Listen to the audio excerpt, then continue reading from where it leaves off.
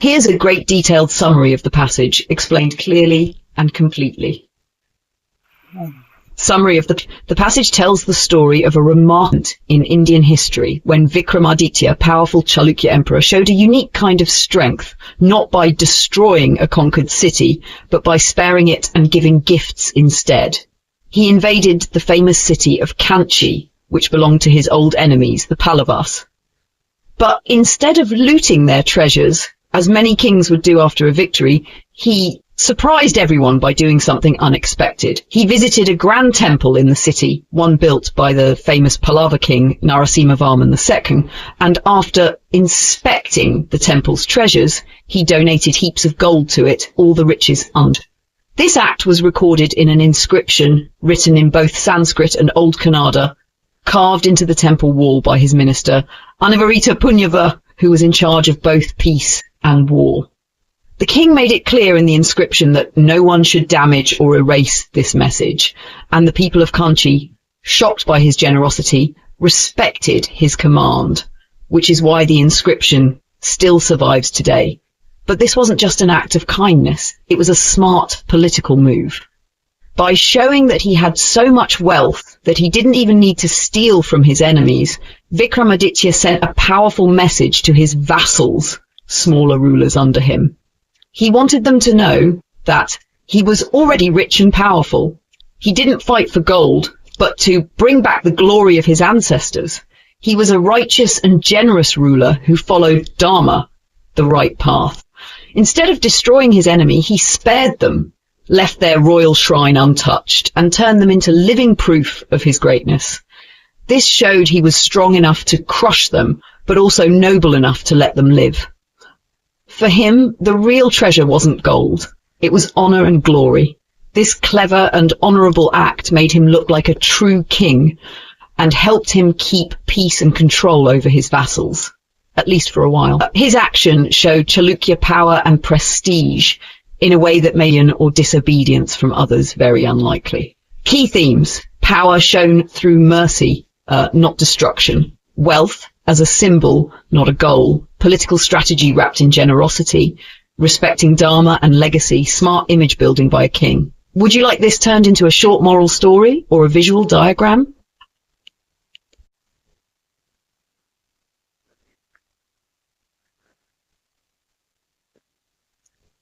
Here's a great detailed summary of the passage you shared, written in simple and clear language so that anyone can understand the meaning easily. This summary captures the full importance of Queen Loka Mahadevi and her role in history. Detailed summary of the passage. Queen Loka Mahadevi, the wife of Chalukya Emperor Vikramaditya II, played a very important role in supporting her husband's rule. At a key moment, when Vikramaditya visited the temple of his rival, the Pallava king, Loka Mahadevi may have been there with him. It was not unusual in those days for queens, even older ones, to accompany their husbands during military campaigns.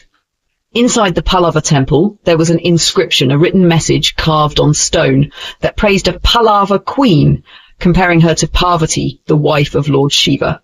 It said she had built a small sub-shrine, a tiny temple, inside the main temple complex. This small contribution was meant to honor that queen.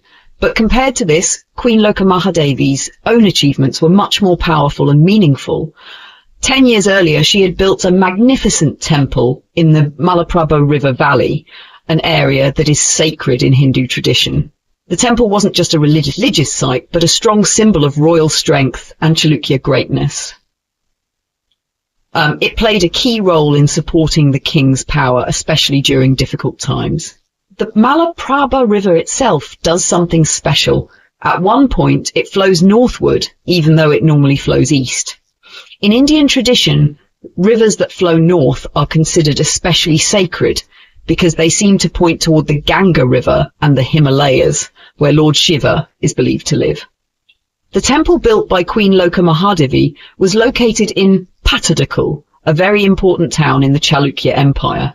Pattadakal was the place where kings were crowned, a royal and sacred site often called the Stone of Anointing. Other members of the Chalukya royal family also built temples there, including King Vijayaditya and his daughter-in-law, Chalukya Mahadevi. In short, while the Pallava queen was honoured for building a small shrine, Queen Loka Mahadevi had already built a huge and holy temple in a deeply spiritual place. Her work supported the king's rule, honoured the gods, and proved that queens could be powerful figures in politics and religion. Key points to remember. Loka Mahadevi was the wife of Vikramaditya II, Chalukya emperor. She likely travelled with him during his campaign to the Pallava kingdom.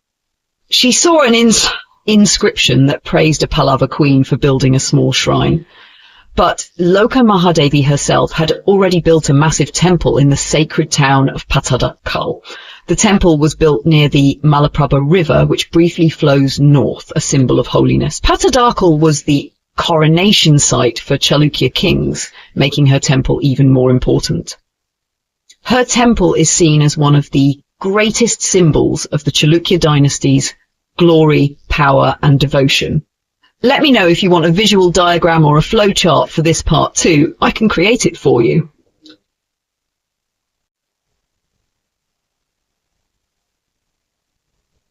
Absolutely. Here's a great detailed summary of the passage you gave, written in the simplest and clearest way possible, yet with all the important details. Detailed summary of Queen Loka Mahadevi and the Lokeshvara temple. In the early 730s AD, a powerful and respected queen named Loka Mahadevi lived in the Chalukya dynasty of South India, at a very holy place called Patadakal, which was the place where Chalukya kings were crowned. Queen Loka Mahadevi made a big decision that would change history. She called upon a senior architect, a temple builder named Gundan, who was the leader, acharya, of a guild of architects known as the Sarva Siddhi, which means universal success. However, at that time, Gundan and his team were in serious trouble. They were involved in a big scandal that was being talked about all over the Malaprabha Valley.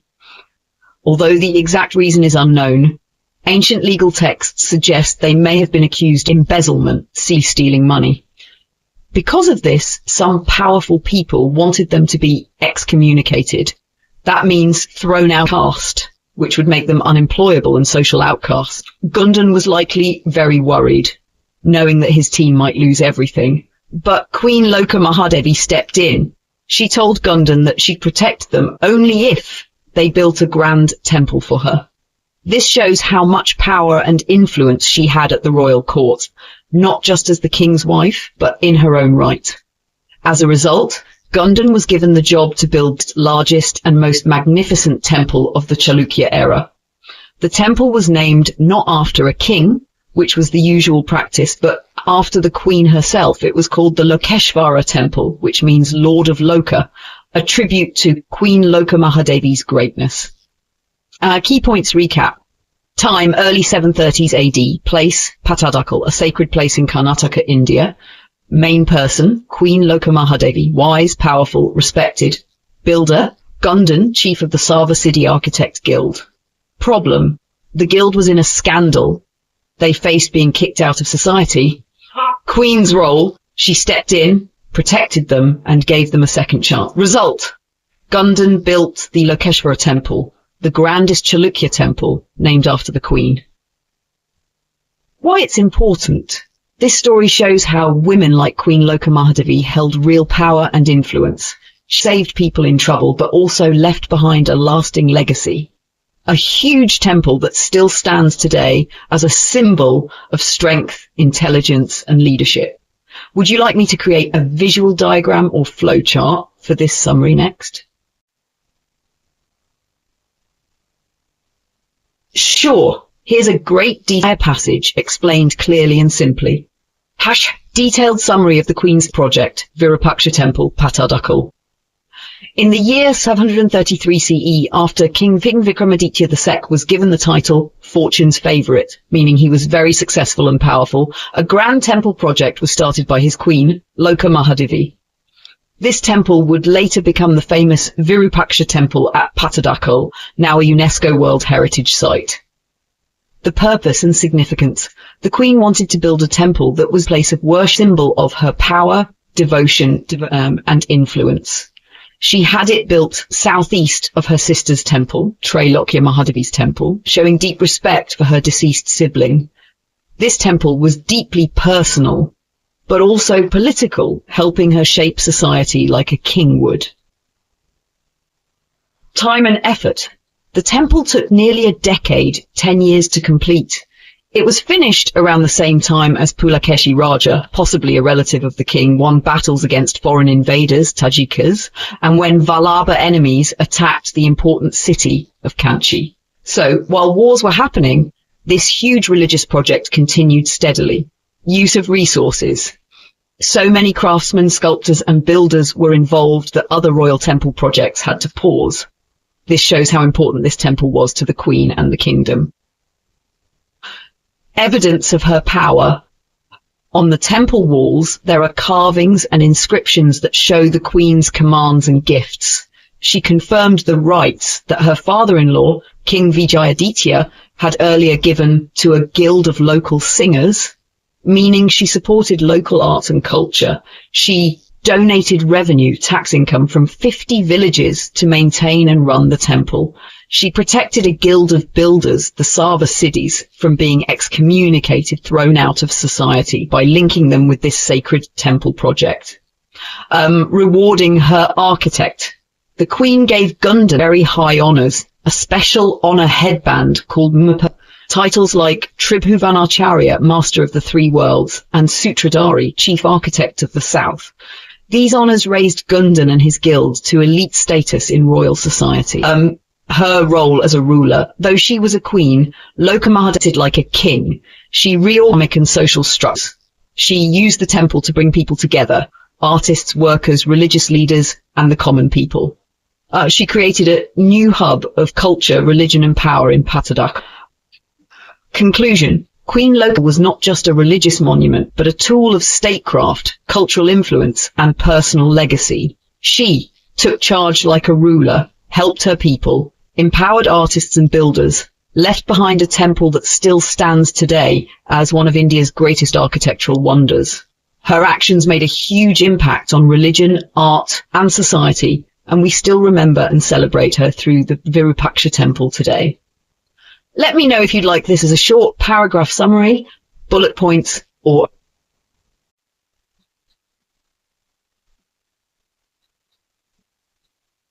Let's break this down slowly and step by step. 1. What is being talked about? The text talks about Loka Mahadevi, a queen, and a temple she built. This temple is dedicated to Lokeshvara, a god, but it's also linked to her husband, Vikramaditya. 2. Why did Loka Mahadevi build the temple?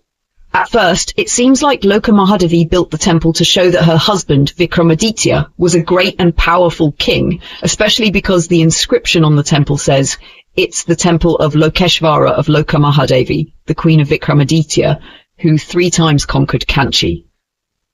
What's Kanchi? Kanchi was a city that was important back then. If a king conquered it, it would make him seem even more powerful. But here's something interesting. Even before 3 times Vikramaditya conquered Kanchi. So, the temple wasn't built to celebrate those victories yet. It was made at a time when they were just becoming strong after their first big win. 3. What does this mean? Even though the temple seems like it's about her husband's power and victories, it's actually about Loka Mahadevi's own power. When she built it, she was already showing she was not just a queen with her own authority and strength. 4. What does the temple represent? The temple is dedicated to Lokeshvara, which means the Lord of Loka. Loka means the world or universe, so Lokeshvara can be seen as a very important god, often linked to Shiva, another god. This means the temple was also about honoring Shiva. But it's also interesting because this god is also connected to Vikramaditya, her husband, and Loka Mahadevi herself. So while the temple seems like it's for her husband, it's also for her, showing that Loka Mahadevi's role as a ruler was just as important as her husband's. She wasn't just following him. She was a co-ruler with him. 5. Comparison with her sister's temple. The text also talks about Loka Mahadevi's younger sister, who built a temple too. However, her sister's project didn't finish because she died early. The temple her sister was building might have been to celebrate the birth of a son, to continue the royal family, showing her importance as a mother. In comparison, Lokamahadevi's temple wasn't about being a mother. It was about her own rule, her strength, and how she was seen as co-ruler with her husband. 6. In simpler terms, Lokamahadevi built a temple for a god, but this god also connected her to her husband's power. She built the temple before some important battles, which shows she was thinking ahead about her own strength and role as a ruler. And the temple isn't just for her husband, it's for her own power as well. It shows she was co-ruler with him. The temple also honored Shiva, which connects the queen's identity with the god and shows her important role in the kingdom. Conclusion. Lokamahadevi wasn't just building a temple to show how powerful her husband was. She was making sure the world knew she was powerful too, and that she played an important role in ruling the kingdom. Just like her husband did, the temple was a way for her to show her authority and not just her husband's victories. Does that help? Let me know if you need anything clearer.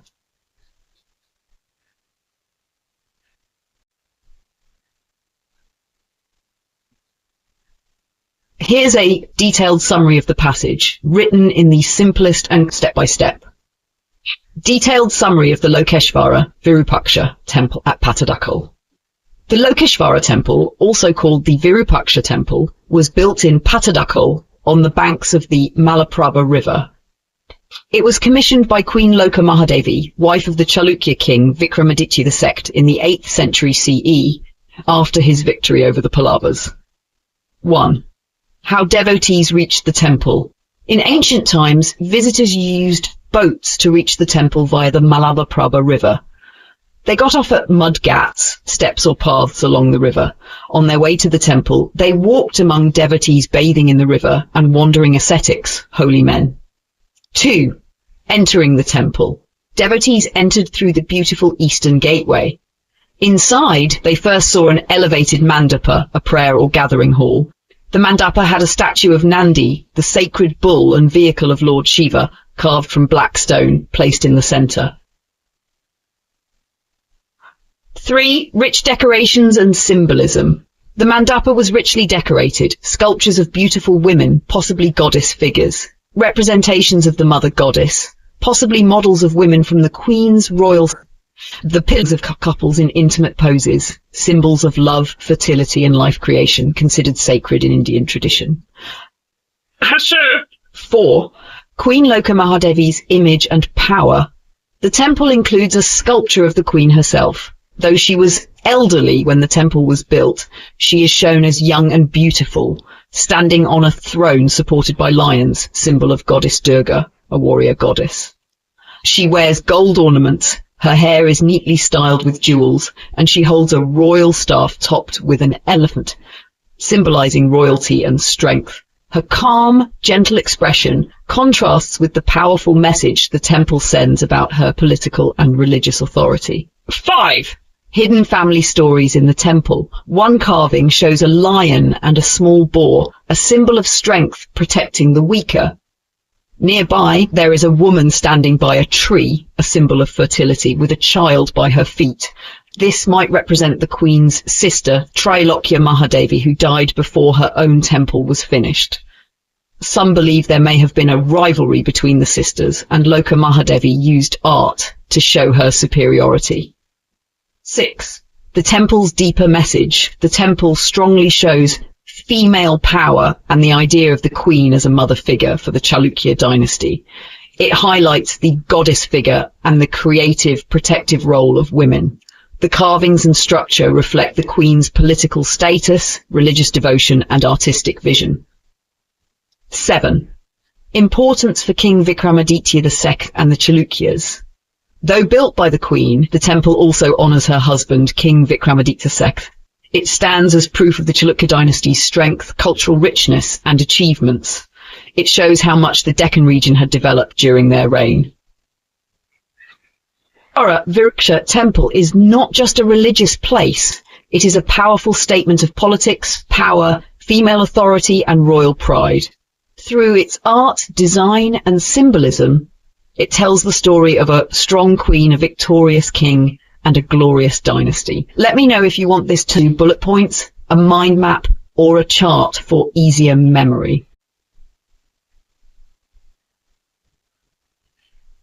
Absolutely. Here's a great, detailed, and very simple summary of the passage you shared, explained like a story, step by step, for full understanding. Detailed summary in the simplest language. Long ago, a king named Mangalesha from the Chalukya dynasty won a war against a rival group called the Kalachuris. As a way to say thank you to his family's god, he donated the money from one village to the god's temple. Many years later, a descendant of his, King Vikramaditya II, married a Kalachuri princess named Lokamahadevi. She was very powerful and rich. Instead of giving money from just one village like Mangalesha, she gave money from 50 villages. She also used help from hundreds of towns to build a big and beautiful temple, and she built it in her own name, a sign of her pride and power. In the past, under another king named Pulakeshin Singh, temples were simple and plain, with little decoration. But the temple made by Lokamahadevi, called the Lokeshvara temple, was full of beauty. This temple has beautiful carvings everywhere, has tiny little temples, miniature shrines, all over its surface. The top dome looks like it's flowing down in all directions, with small barrel and dome-shaped shrines on each level, like steps with decorations. The floor plan is no longer a basic square, it's a square with extra squares sticking out from each side, making the whole shape look grand and fancy. The design of the top part of the temple, the superstructure, feels like it flows down to the bottom, making the walls look full of life and energy, even though they're made of stone. This special style of temple building came from the Deccan region of India, and it was a new and creative innovation at that time. In short, old king gave little, made simple temples. New queen gave a lot, made grand and artistic temple. Old temples were plain. New temple was beautiful, big, and full of art. The design was advanced and creative, a new idea from Deccan architecture. Would you like a diagram or visual sketch of the temple structure to go with this? I can create one to help you visualize it. Here's a great detailed summary in the simplest possible language of the passage you shared. What the passage talks about. This passage explains how Queen Lokamahadevi, the wife of Chalukya king Vikramaditya II, used sculptures on the temple walls of the Lokeshvara temple to send powerful political messages.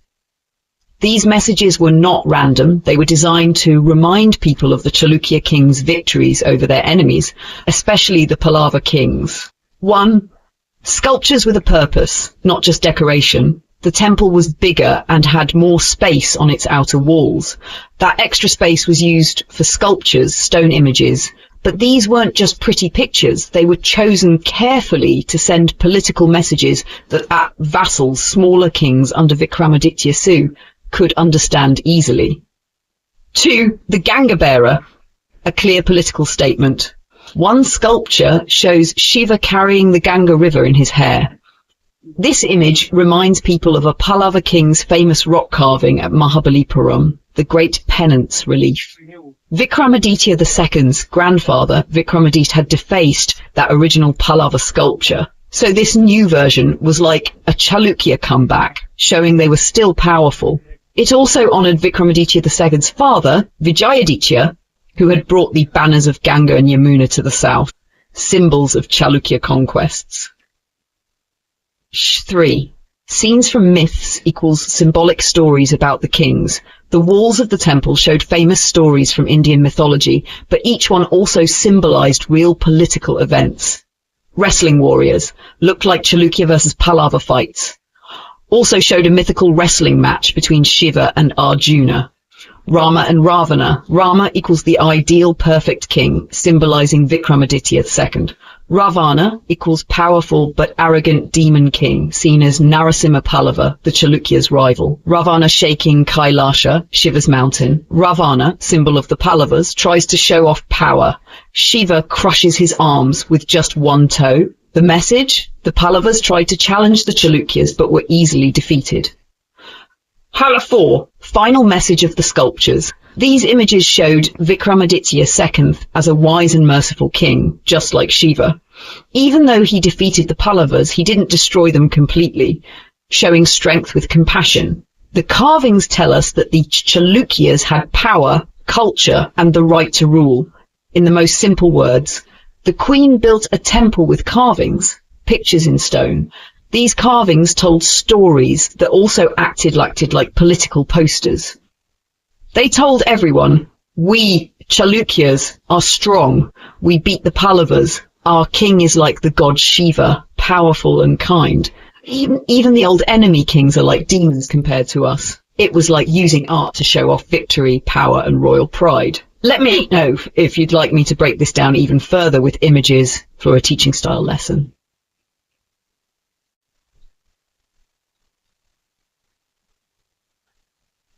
Here is a great detailed summary of the passage you shared, written in the simplest and clearest way possible, as if you're learning it for the first time. A summary of the passage, explained simply and clearly. The Lokeshvara temple, built by Queen Lokamahadevi, wife of King Vikramaditya II, is not just a religious place. It is a stone message board filled with carefully chosen carvings and sculptures that tell stories and send powerful political messages. At the heart of these messages is the Chalukya victory over the Pallavas, two powerful royal families who were enemies. The temple's carvings show Shiva punishing Ravana, who stands for the Pallava king, wrestlers representing the fight between the Chalukyas and Pallavas, and heroes like Rama and Arjuna, which suggest that Vikramaditya II was also a righteous and heroic king. All of these images prove, at least in the temple's story, that the Chalukya king and queen are rightful rulers who follow Dharma, doing the right thing, protectors of religion, and worthy of continuing their rule. Some historians think this temple is the highest point of Chalukya power, like their great. It is where politics, religion, and art came together to tell a beautiful story of victory and greatness. But here's the twist. That story ignored the real problems of the time. In real life, things were not so perfect. The kingdom was facing trouble, and very soon it would face an even bigger challenge. A young leader in the north named Danti Durga, whom King Vikramaditya II had once supported, was now getting stronger. He belonged to a new dynasty, the Rastrakutas, and he had big plans to take over. So while the Chalukyas were building grand temples and celebrating past victories, they didn't realize that they're in danger. Main takeaway: the Lokeshvara temple was like a beautiful movie made of stone, showing the king and queen as holy, powerful, and victorious. But in reality, their kingdom was about to change forever, and they had no idea what was coming. Let me know a timeline, map, or a visual diagram to go with this summary.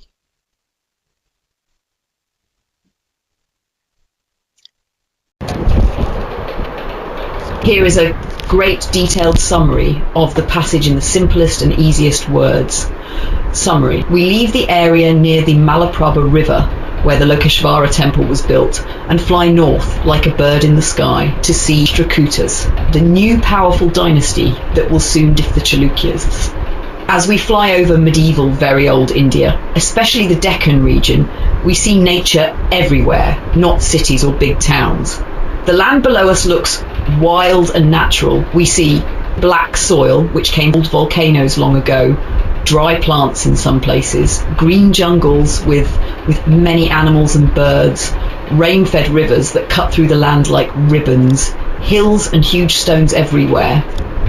Here and there we spot small villages, just a few homes together, small towns only where there are trade routes where people travel or sell goods, or near rivers, especially where rivers meet or where people can cross them. Even after many changes in history, this land, northern Karnataka, was still not full of big cities during this time. It was more natural and less built up compared to later periods like during the Vijayanagara Empire or Deccan Sultanates, when the area became more urbanized and powerful. Let me know if you'd like me to turn this into a diagram or story for easier memory.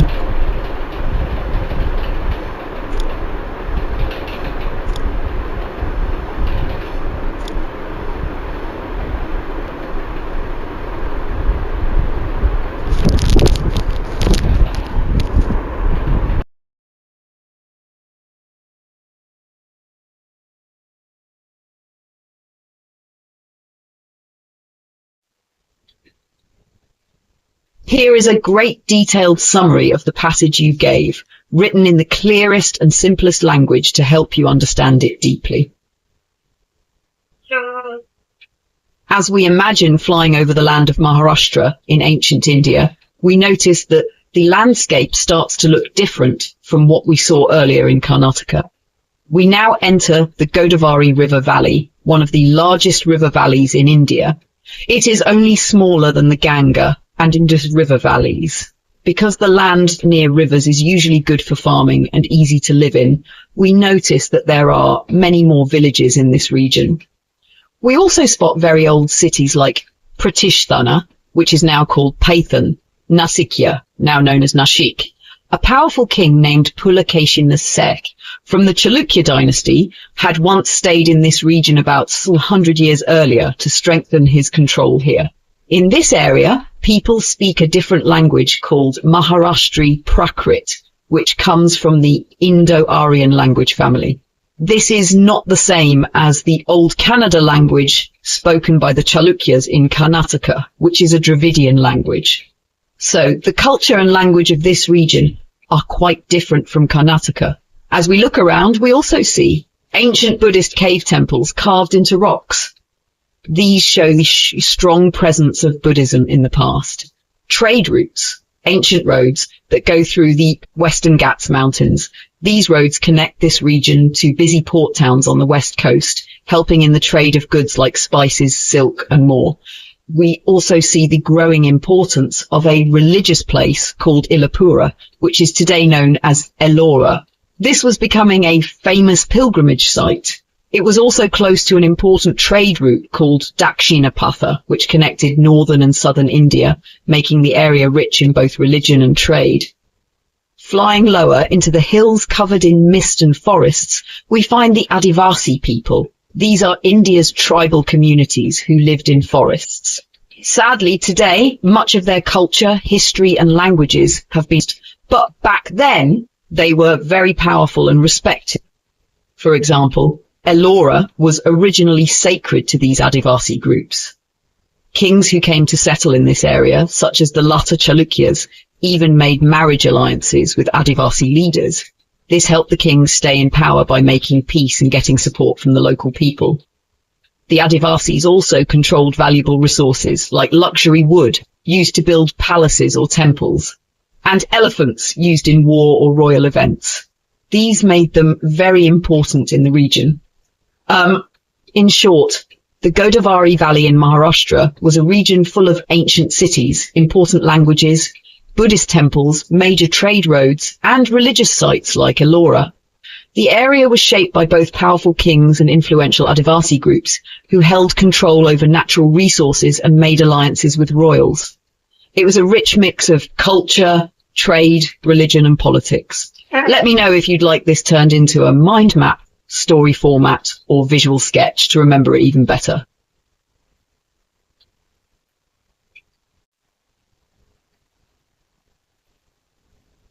Here is a great detailed summary of the passage you shared, explained clearly in very simple language so anyone can understand it easily. Summary. As we fly northwest from Ellora, a famous temple site in Maharashtra, we reach a big river called the Narmada. This is where a major historical event happened. The powerful Chalukya king, Pulakeshin II, defeated another great king, Harsha, in a big battle near this river. On the north side of the Narmada, there's a place called Mahishmati. This town was once a royal capital ruled by a family known as the Kalacharish. The Chalukya queen Lokamahadevi, wife of Pulakeshin II, was born into this family. This shows how royal families used marriages to build alliances and strengthen their power. But this area is surrounded by the Vindhya Hills, which block our full view of Mahishmati. However, there is a gap in the hills called the Berhampur Gap. This gap was very important in history. It acted like a doorway or passage, allowing many kinds of people, monks, artists, priests and armies to move through it for centuries. It was a key travel route between different parts of India. Now, if we look southeast of this gap, we find the Tapti River. Near it is a town called Chalukya, modern-day Elichpur. This place is close to trade routes and the forests of central India, making it strategically important. It is here that a family known as the Rastrakutas began to grow in power. The Rastrakutas were once just local leaders. The word means village or district headman. They were far from the Chalukya capital, so they had the space and chance to become more powerful. Over time, they started dreaming of becoming emperors. Historians are not sure about where the Rastrakutas really came from. Some have guessed they were Marathas or Rajputs, but these groups didn't fully exist at that time. These are modern guesses, may not be accurate.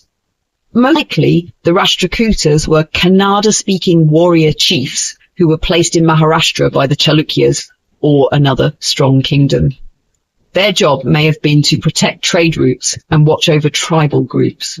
Their exact caste group is not known. It doesn't really matter because as they rose in power, they married into other royal families, adopted new customs, and rebranded themselves like many ancient dynasties did.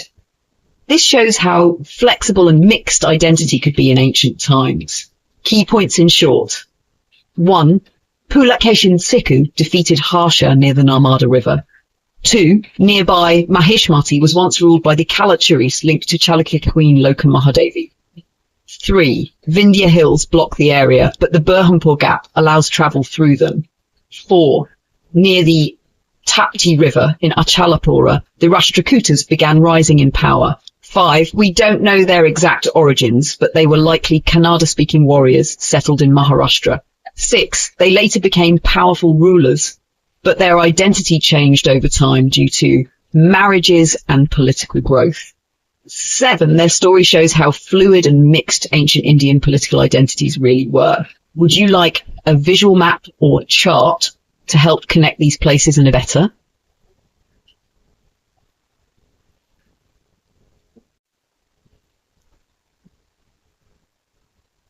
Sure, here's a summary of the story, broken down. Chalukya and Rastrakuta rivalry. Rastrakutas were two powerful royal families in ancient India, both of which ruled parts of the Deccan region, central India. Chalukyas had their capital in Vatapi, now part of modern-day Karnataka, and were considered one of the most powerful families at the time. Rastrakutas, though initially smaller and less powerful, competed with the Chalukyas for land and influence. The latter Chalukyas were a branch of the Chalukya family from the northern part of the Deccan region. The most famous member of the latter Chalukyas was Pulakeshi Raja, a powerful king who defeated the Umayyads, a major Arab dynasty, in battle. Pulakeshi Raja's victory made him famous, especially because the Umayyads were far away in Arabia, modern-day Saudi Arabia, and this victory was a huge achievement for the Chalukyas. Bhavanaga, the woman who tied two families together, was Pulakeshi Raja's daughter. Her marriage played a pivotal role in shaping the political landscape. Marriage to the Rastrakutas. Bhavanaga was married to a Rastrakuta king, which brought the two families, Chalukyas and Rastrakutas. This was a big because she was from a royal Chalukya family, making her very valuable to the Rastrakutas. There are different versions of how the marriage happened. Some say that the Rastrakutas kidnapped her on the day she was supposed to marry another nobleman. This could have been a propaganda story made up by the Rastrakutas to make themselves seem stronger and more heroic. Despite how the marriage happened, it was clear that Bhavanaga brought royal prestige to the Rastrakuta family, and in return, the Rastrakutas treated her with respect. Bhavanaga's influence in the Rastrakuta family, Bhavanaga's royal lineage. By marrying into the Rastrakuta family, Bhavanaga brought a significant connection. She was descended from Pulakeshin II, a famous king who had defeated King Harsha of the north. This gave the Rastrakutas a claim to the powerful Chalukya heritage. Her role? Bhavanaga didn't just sit quietly in the background. She played an important role in helping the Rastrakutas grow more powerful. She raised her son, Danti Durga, with strong ambitions, and she likely advised him to seek revenge on the Chalukyas.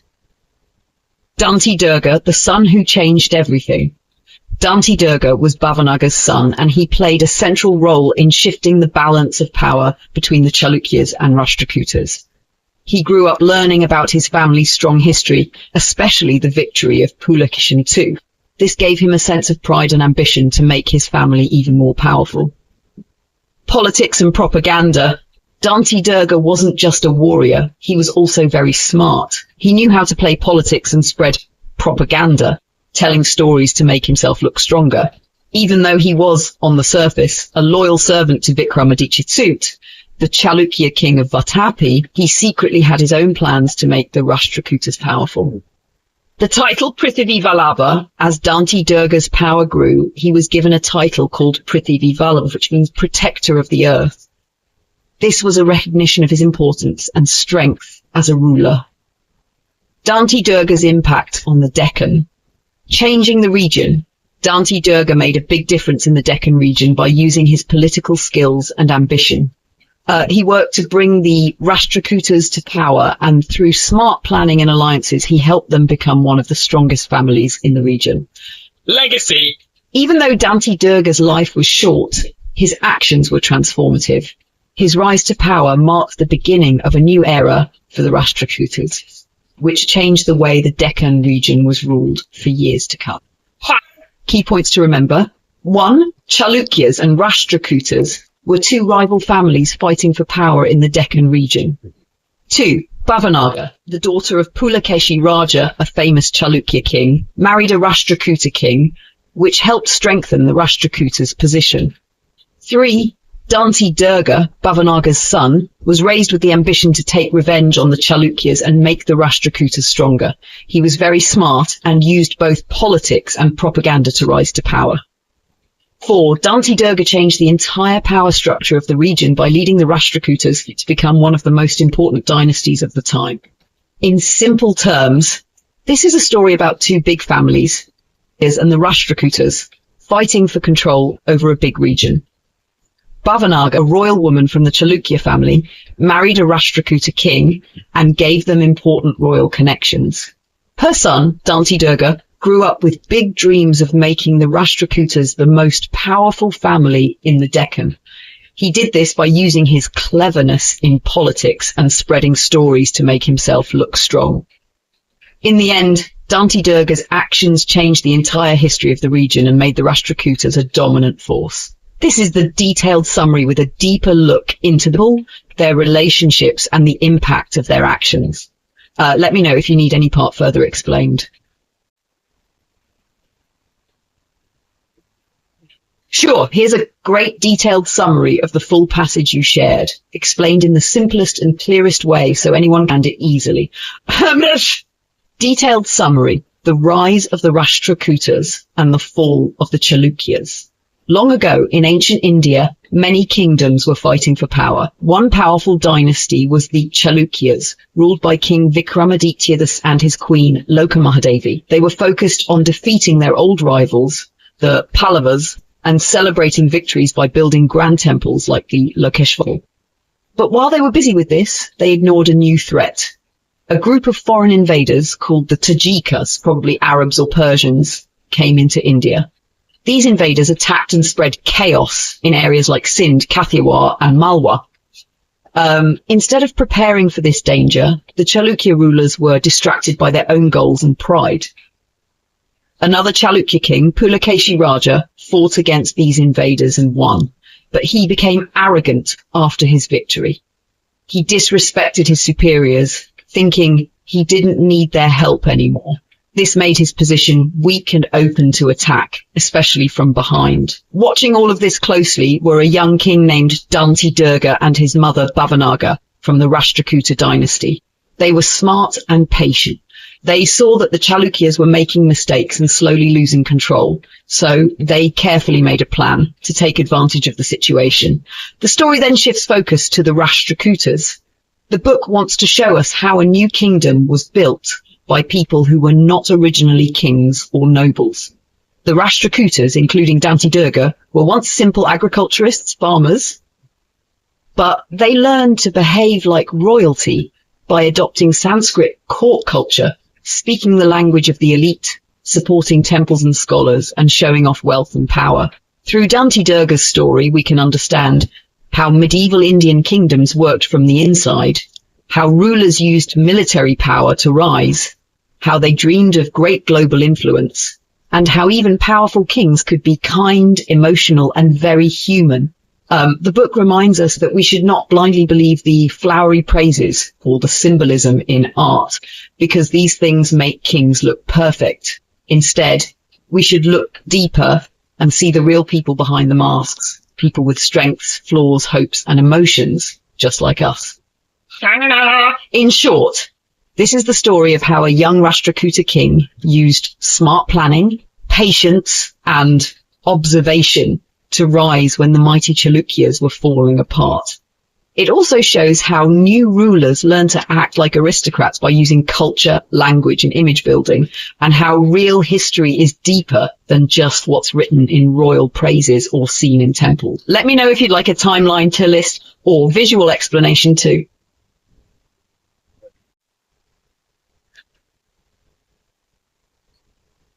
Sure, here's a great detailed summary of the passage in the simplest and clearest language, with all important points explained step by step. Detailed summary of the passage on Danti Durga and elephants. 1. Who was Danti Durga? Danti Durga was a young king from the Rashtrakuta dynasty. He became king in the early 700s CE, 8th century. He ruled with help from his mother, Bhavanaga. 2. What was his first goal as king? His first big goal was to build a strong army. He wanted to challenge the power of another strong dynasty, the Chalukyas. The Chalukyas were powerful rulers of South and Central India at that time. 3. What strategy did he use to build power? Danti Durga focused on gathering elephants for his army. In ancient India, elephants were the most powerful and feared war animals, like tanks in modern warfare. Elephants were seen as a symbol of royal power and victory. 4. Why elephants were so important? India invented elephant warfare. Using elephants in battles was an Indian idea. India had been using elephants in wars for over 2,000 years. Indian elephant trainers called mahouts were famous all over the world for their skill. The science of training elephants for war was called Gaja Shastra. Gaja called elephant, Shastra equals science or manual. 5. Why was Danti Durga's location helpful? The Rashtrakuta kingdom was near central Indian forests rich with wild elephants. This made it easier for Danti Durga to capture and train elephants for battle. 6. Where did he go to get more elephants? He attacked a region called Kosala, now part of Chhattisgarh. Kosala was well known for its elephants. It was ruled by tribal chiefs, Adivasis, or small kings, who were not strong enough to resist Durga. He defeated and forced them to send elephants as tribute, a payment or gift to show loyalty. 7. Did he give elephants to anyone else? Why? He may have sent some of those elephants as gifts to the Chalukya emperor, Vikramaditya II.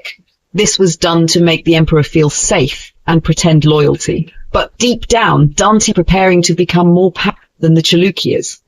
8. A vivid image to imagine. Imagine a long line of elephants walking across India. They are trumpeting loudly, mahouts are shouting, chains are clinking, and the journey is slow but majestic. These elephants are going as tribute or war gifts, showing Danti Durga's strength and cleverness. Final summary in one paragraph. Danti Durga, young and smart king of the Rashtrakutas in the early 8th century, began his rise to power by building a strong military base focused on war elephants, the most powerful symbol of Indian kingship.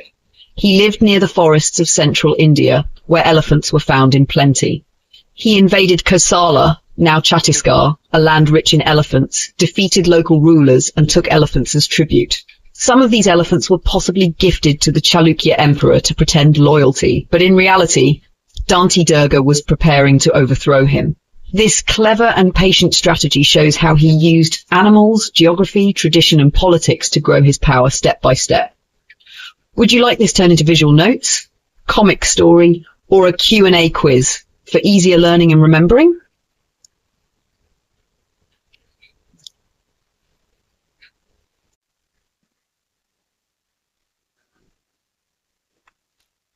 Absolutely. Here's a deep, rich, and very detailed summary of the passage you shared in the simplest, clearest language, designed to help you fully understand everything with added context and explanations for better clarity. Deep, detailed summary. This passage paints a vivid picture of war elephants in ancient and medieval India, especially those used by the powerful king Dante Durga. It helps us see the huge contrast between a sad, captured elephant and a trained war elephant at its most powerful and dangerous stage. 1. The sadness of a captured elephant. An elephant that is caught and taken away from the forest is described as a sensitive, intelligent, and tortured creature.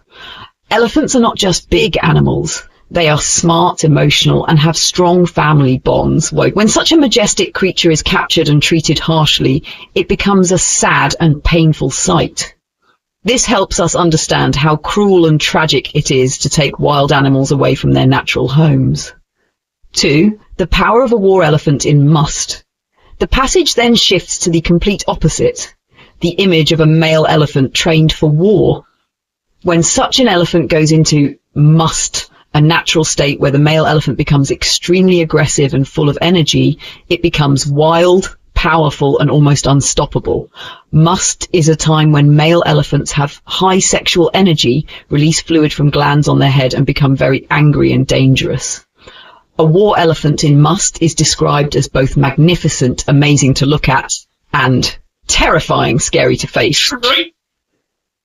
Dante Durga's elephant army. Elephant Corps.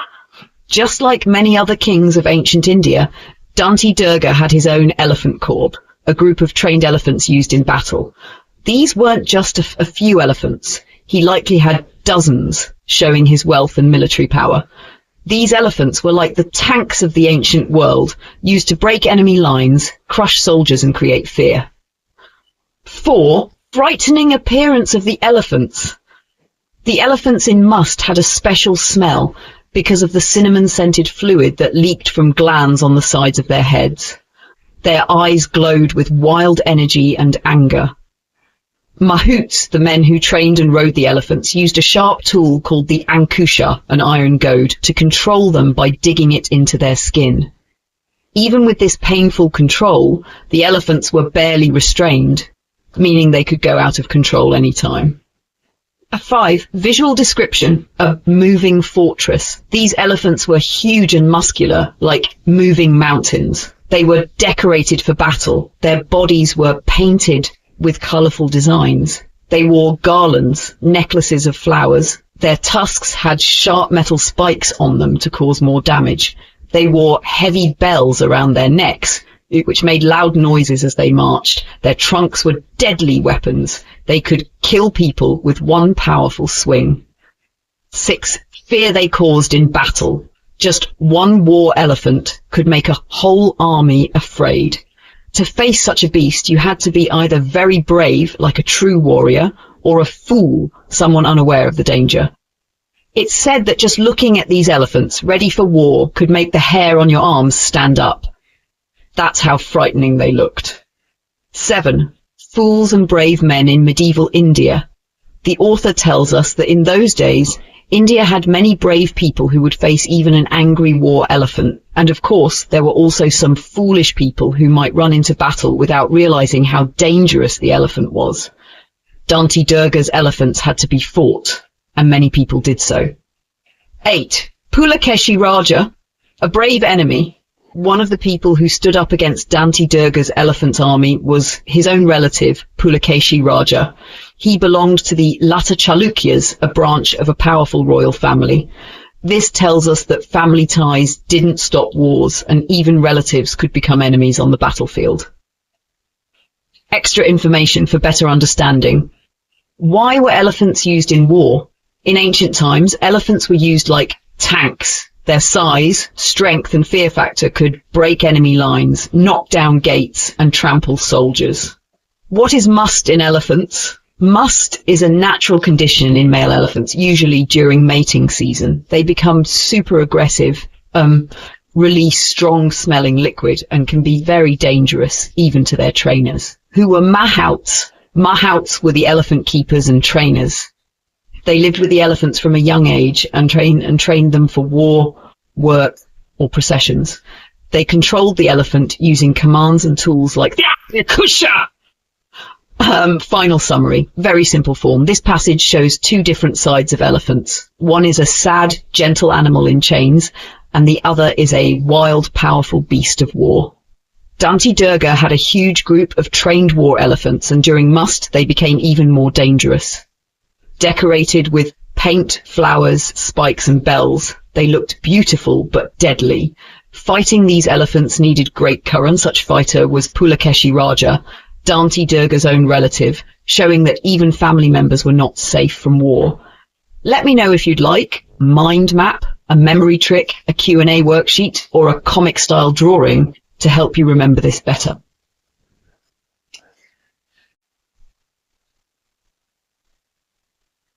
Here's a great, deep, detailed summary of the passage, written in the simplest and clearest way, like you asked, as if explaining to someone with no background in history.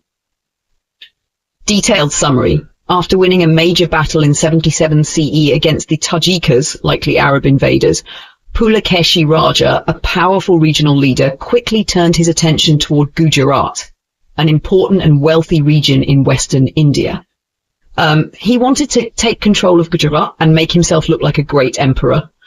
To make people believe he and his family had always been powerful, he copied the royal praises, called prashastis, used by old dynasties. These were like poetic advertisements that said, "Look how great this king is." He also gave himself and his ancestors the Grand Han title Parama Bhattaraka, which means Supreme Lord, a title only used by real emperors. But this created a problem.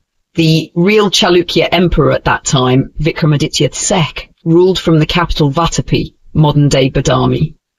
Pulakeshi's actions made him seem like he was trying to become a rival emperor instead of staying loyal to Vikramaditya. This likely upset the emperor, and to deal with Pulakeshi's growing independence, the emperor supported another young man, Danti Durga, who was related to Pulakeshi. Danti Durga joined the emperor in his second military campaign against Kanchi, a major city in southern India. The emperor may have helped Danti Durga become powerful, hoping he would balance out Pulakeshi's power, like using one person to keep another strong person in check. Behind all of this, some important royal women might have been involved too.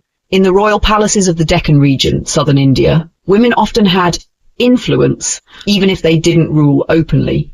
The emperor's wife, Loka Mahadevi, and Danti Durga's mother Bhavanaga, a queen who may have felt insulted or angry, likely helped make these political choices. Key points recap. Pulakeshi Raja became proud after winning a war. He tried to take Gujarat and claimed a royal title. He used old royal praise text prashastis to make himself look more powerful. The real emperor, Vikramaditya II, saw this as a threat. To stop him, the emperor supported Danti Durga, Pulakeshi's relative. Danti Durga joined the emperor's war to prove himself. Royal women like Loka Mahadevi and Bhavanaga may have influence from scenes.